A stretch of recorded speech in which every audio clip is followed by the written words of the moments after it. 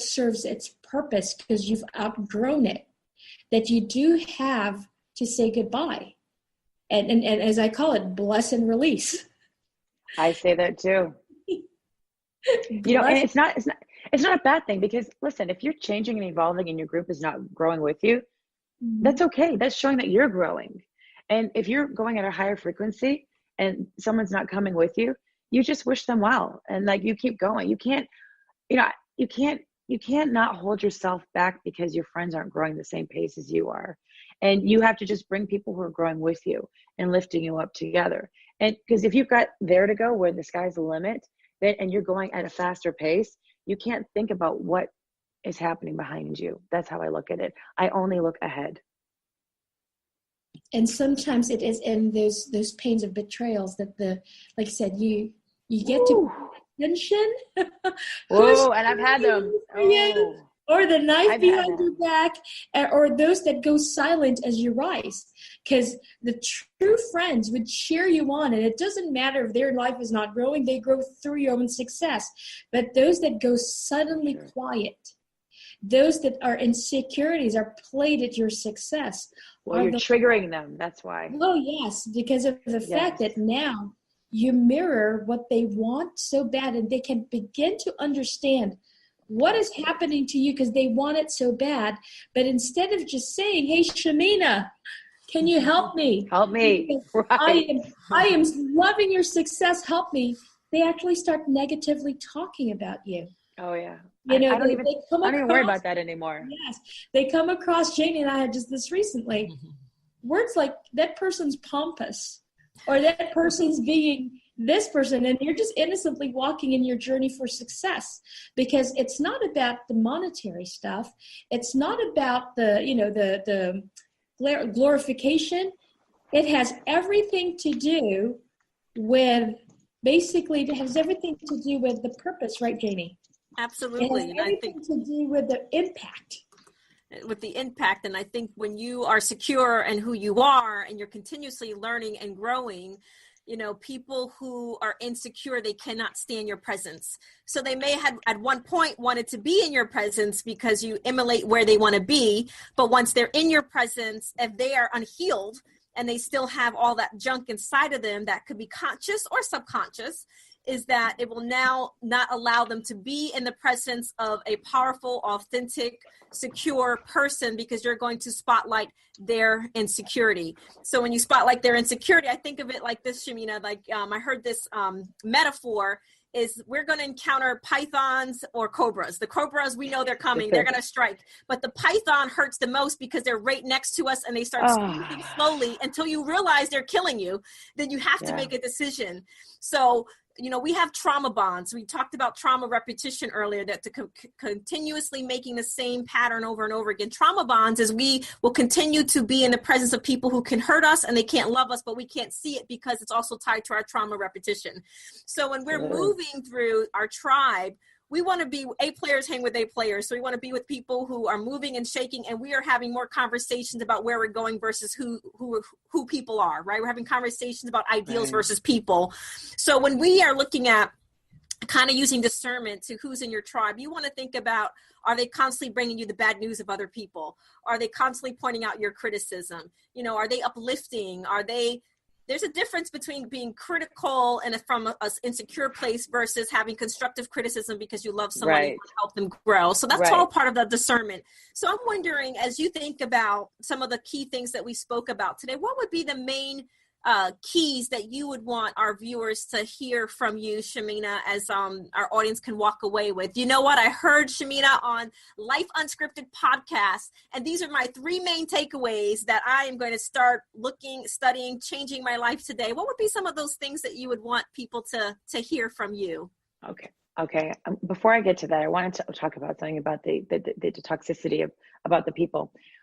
I think that people have to stop worrying about what other people are thinking, in the sense that when I finally realized that, like, I put blinders on. Every time I present myself in the world now, I don't even think about who's talking behind my back, because I don't gossip about people anymore. My energy is not put there. So I don't worry about what anybody else is doing. So for me, the way I conduct myself now to get over the fear of presenting myself out to the world is to just be like this.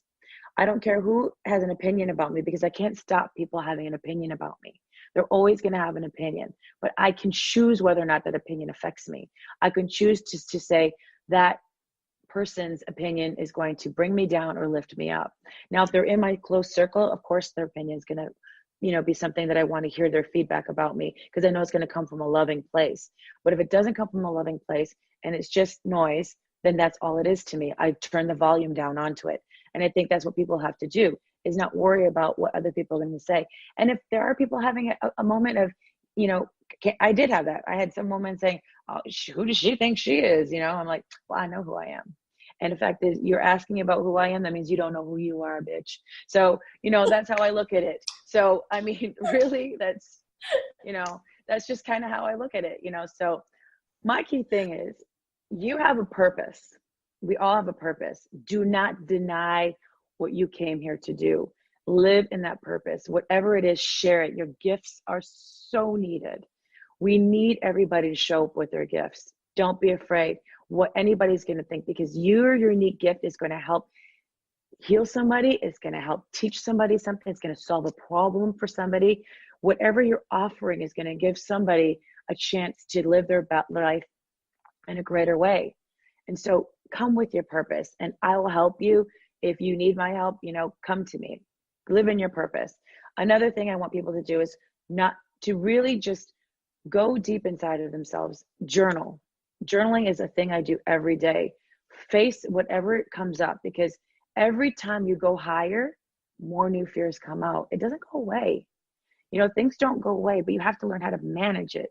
So get into a place of journaling every day, getting real with yourself every day, writing down the things that bother you, clear them, reframe the thought, change your mindset to think a new thought that's more powerful for yourself. You get in the habit of that. It becomes an automatic process for you. When okay, something feels like I can't take this step on. I need to go journal it. I need to go meditate on it. I need to clear my thoughts about this. Go into that space, clear what it is that needs to be cleared, so that you can take that next step to help others follow in your footsteps, or follow you where you guys need to go, because together you want to get everybody living in their purpose. Leaders do this. Influencers do this. The higher you go, the more things are going to come up. Another thing is, live authentically. And what I mean by that, I mean, don't be afraid to tell your story. Your story is where people will resonate with you. The more that you're clear on your story and your journey and saying what it is, it's okay that you might be embarrassed. There's some shame in it, because everybody has shame and we all identify with it.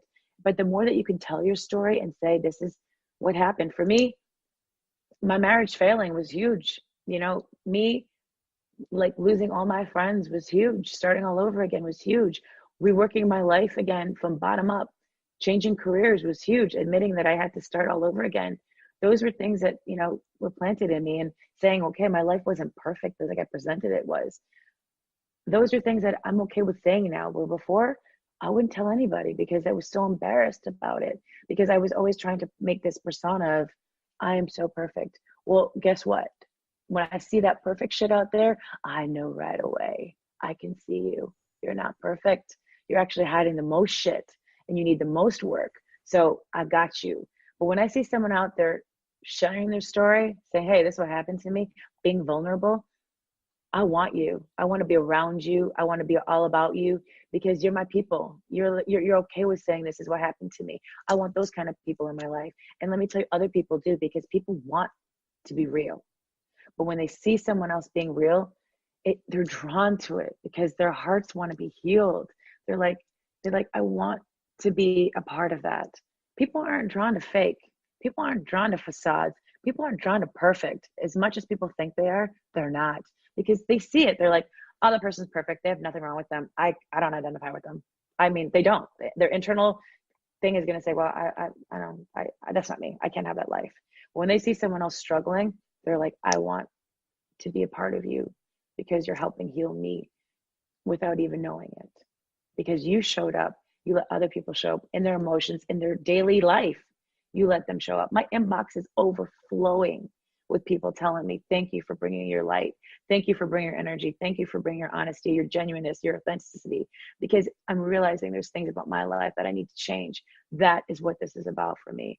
Making the impact to affect as many people as I want. Every day I wake up saying, my message is reached and received by over 1 million people every day, so they can help heal themselves. They can come out with their purpose and they can live their most true, authentic life. So together we can raise the vibration of this universe. So together we can bring and live in love. That's what I want. That's what I do every day. However I have to get to it, I'm guided every day. And that is it. Just bring the most authentic parts of yourself. Being perfect, it's not working. And you know it's not working. So change something. And it doesn't have to have overnight. Change is something that has to happen over a period of time, but awareness can happen overnight. Awareness to what needs being changed can happen overnight. And a lot of the times people don't let go of their current story is because the new them that's coming up hasn't released the old them yet. They haven't allowed and given permission for their old selves to be gone and buried, because they're so used to that old person making all the decisions, their old history making the decisions. They're not used to allowing this new person, this transformed person, to live in the light now. So you just have to forgive and give permission for this new person to bloom and evolve. And it's okay. And you're safe. It's okay. And really, I could talk all day about this because I'm so passionate about it. I want everybody to step in their light. I want to empower as many people, women, men, whoever, share your message. Because going to work at a job you hate every day, living something that's not true, going to pay your bills, getting drunk on the weekends, putting your little pictures on Facebook, is that really living within purpose? I mean, it's fun, but is it purpose driven? And talking and gossiping and living, things that you don't need to live that way. Like, to me, that's just, I lived that life before. I mean, I was like the housewives of Chicago.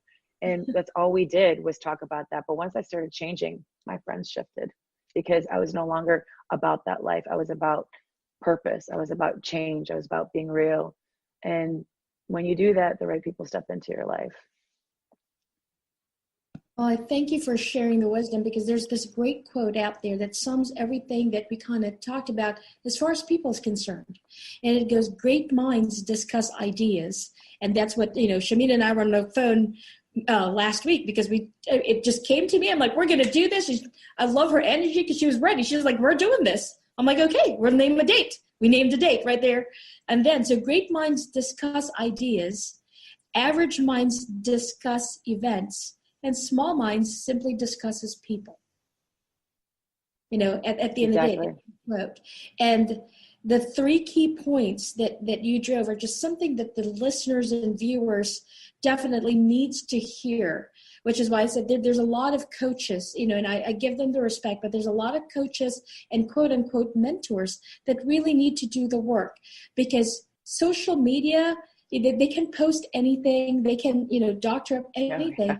But just like you and Janie, we can see right through all the BS that is being put out there, right? So the 3 key points that I learned is that, number 1, you got to heal.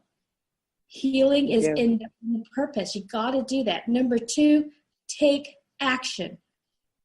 And you took massive action from saying, okay, this is the marriage that I no longer want. I was there. Janie was there too, right? I'm going to speak about me. You and I have a complete alignment on the things that you and I have gone through. It's saying goodbye to a toxic marriage that manifested itself because of unhealed pain from the past. That's it. But we bless and release the ex-husbands.